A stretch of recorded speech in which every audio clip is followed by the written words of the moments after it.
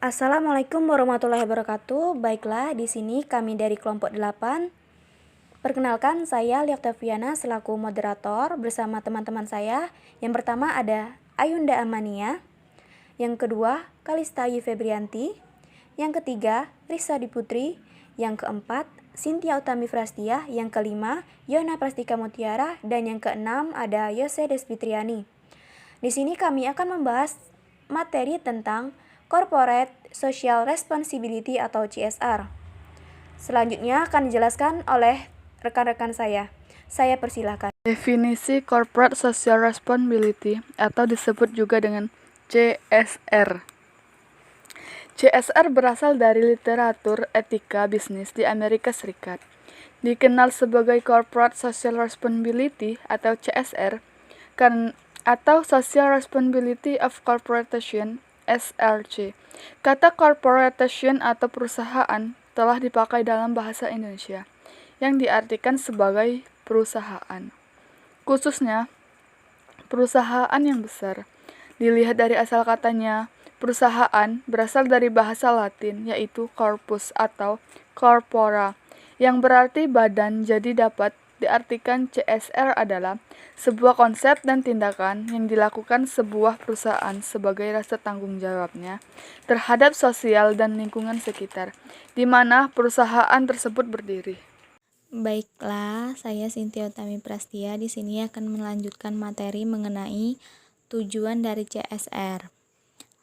Tujuan dari CSR ini adalah untuk menciptakan dan memelihara hubungan yang harmonis dengan lingkungan sekitar perusahaan dan bekerja sama untuk memberikan manfaat yang besar bagi masyarakat sekitar juga.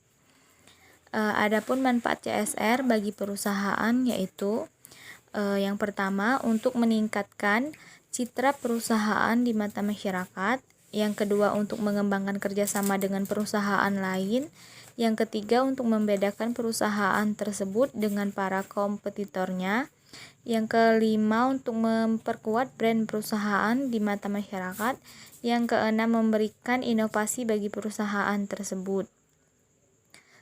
Sedangkan manfaat CSR bagi masyarakat adalah sebagai berikut.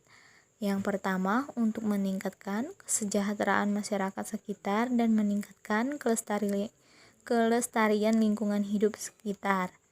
Yang kedua, adanya biaya siswa untuk anak tidak mampu di daerah tersebut. Dan yang terakhir adalah untuk meningkatkannya pemeliharaan fasilitas umum. Urgensi CSR perusahaan pada lingkungan. Melalui CSR akan tercipta keseimbangan antara tujuan utama perusahaan, yaitu untuk memperoleh laba dan melestarikan lingkungan, sehingga semua kegiatan yang dilakukan perusahaan akan mendapat dukungan dari semua pihak, baik dari masyarakat, lingkungan, dan pemerintah. Terbatasnya sumber daya alam. Bisnis diharapkan tidak hanya mengeksploitasi sumber daya alam yang terbatas, namun harus juga memelihara dan menggunakan sumber daya secara bijak. Lingkungan sosial yang lebih baik akan mendukung keberhasilan bisnis untuk waktu yang panjang.